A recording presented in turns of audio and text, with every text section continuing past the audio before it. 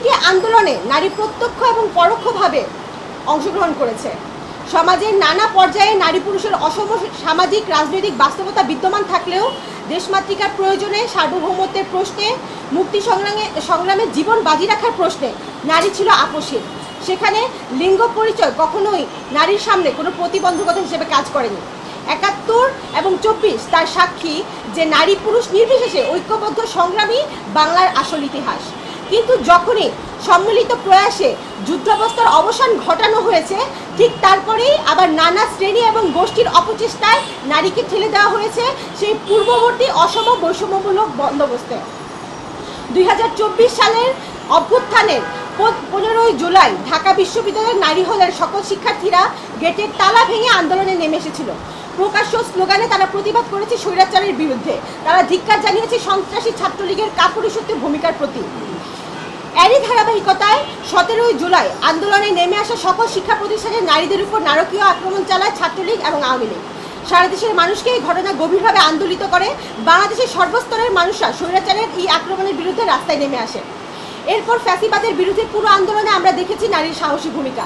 নারী পুলিশের গুলির সামনে বুক পেতে দিয়েছে, নারী স্লোগান তুলেছে ফ্যাসিবাদ পতনের, নারী দেয়ালে লিখেছে, নারী প্রিজন ভ্যানের সামনে দাঁড়িয়েছে ব্যারিকেড হয়ে, নারী পুলিশের হাত থেকে তার ভাইকে ছিনিয়ে এনেছে, দিয়েছে নিজের জীবন।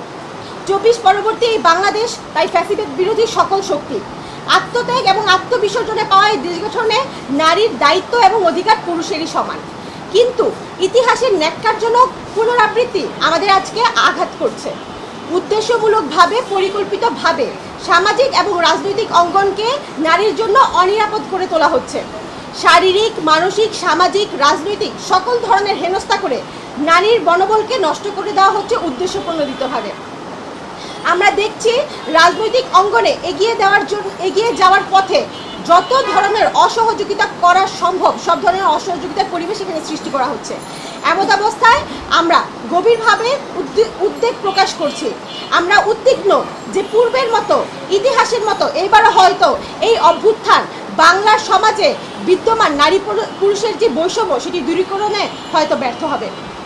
আমরা দেখেছি গত ৯ই মার্চ ঝিনাইদহের মহেশপুরে জামাতে ইসলামের এক নারী নেত্রীর উপর স্থানীয় বিএনপির নেতাকর্মীরা হামলা করে। আমরা দেখেছি ২৭ মে জামায়াত নেতা এটিএম আজহারুল ইসলামের মৃত্যুদণ্ড থেকে বেকসুর খালাসের প্রতিবাদে রাজশাহী বিশ্ববিদ্যালয়ে মশাল মিছিলের সময় গণতান্ত্রিক ছাত্রজোটের নেতাকর্মীদের উপর ছাত্র শিবির হামলা চালায়। এটি ছিল একটি ন্যাক্কারজনক ঘটনা, যা ক্যাম্পাসের পরিবেশকে অস্থিতিশীল করার সুস্পষ্ট অপচেষ্টা ছিল। এছাড়া ২৮শে মে চট্টগ্রামে নারী শিক্ষার্থীদের কর্মসূচিতে হামলা চালায় ছাত্র শিবির। গত ২৮ মে জামায়াত নেতা এটিএম আজহারুল ইসলাম যুদ্ধাপরাধ মামলায় মৃত্যুদণ্ড থেকে খালাস পাওয়ায় প্রতিবাদে চট্টগ্রাম নগরীতে গণতান্ত্রিক ছাত্রজোটের প্রতিবাদ কর্মসূচিতে ছাত্র শিবির হামলা করে। সেখানে অল্প যে কয়েকজন চট্টগ্রামের সম্মুখ যোদ্ধার নারী নেত্রী ছিলেন, জুলাই যারা নেতৃত্ব দিয়েছিলেন, তাদের মধ্যে অন্যতম একজনকে শিবির নেতা আকাশ চৌধুরী পেছন থেকে লাথি মারেন। গত ৩০ মে বৈষম্য বিরোধী আন্দোলনের এক নেত্রীকে রাস্তায় ফেলে মারধর করেন বিএনপি নেতাকর্মীরা। তার অপরাধ ছিল সে ইফটিজিংয়ের প্রতিবাদ করে। এই ঘটনায় স্থানীয় বিএনপি নেতাকর্মীরা তাকে চুল ধরে টেনে এনে রাস্তায় ফেলে এবং রাস্তায় ফেলে তাকে মারধর করে এবং তার পরিবারের বাকি সদস্যদের উপরও তারা আক্রমণ চালায়।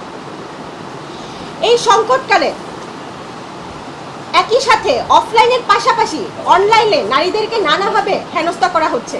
আমরা দেখেছি বাংলাদেশের যত নারী জুলাই অভ্যুত্থানে অংশগ্রহণ করেছে তাদের উপর অনলাইন এবং অফলাইনে নির্যাতন নেমে এসেছে। আমরা দেখেছি অনলাইনে প্রত্যেক নারী নেত্রীকে উদ্দেশ্য করে হীন মন্তব্য করা হয়, নারী নেত্রীদের চরিত্র হননের উদ্দেশ্যে মিথ্যা প্রচারণা চালানো হয়। আমরা দেখেছি তাদের একমাত্র উদ্দেশ্য নারী নেত্রীদের মনোবল ভেঙে দেওয়া, নারীরা যেন রাজনৈতিক অঙ্গনে বিকশিত হতে না পারে সেই পথকে রুদ্ধ করে দেওয়া তাদের একমাত্র উদ্দেশ্য।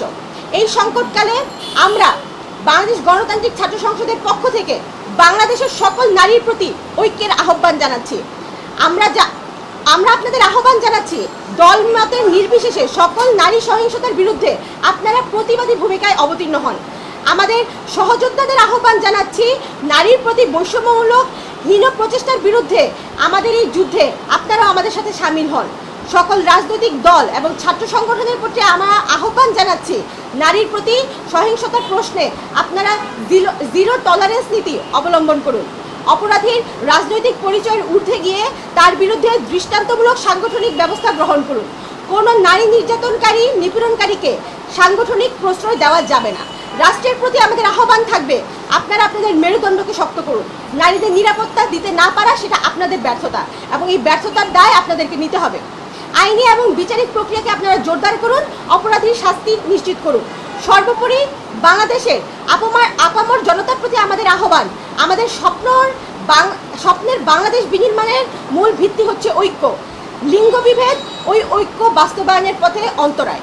আমরা সম্মিলিত ঐক্য প্রচেষ্টা ধরে রাখতে না পারলে এত শহীদের রক্ত, এত আহতের আত্মত্যাগ, এত শ্রম সবকিছু বৃথা যাবে। আমরা আশা রাখি আপনারা আমাদের ডাকে সাড়া দেবেন, কারণ জুলাইয়ের ঐক্য বৃথা যেতে পারে না। আমাদের গায়ে শেষ রক্তবিন্দু থাকা পর্যন্ত নারী পুরুষ নির্বিশেষে জুলাইকে রক্ষার সংগ্রাম আমরা চালিয়ে যাব। ইনকিলাব জিন্দাবাদ, বাংলাদেশ গণতান্ত্রিক ছাত্র সংসদ জিন্দাবাদ।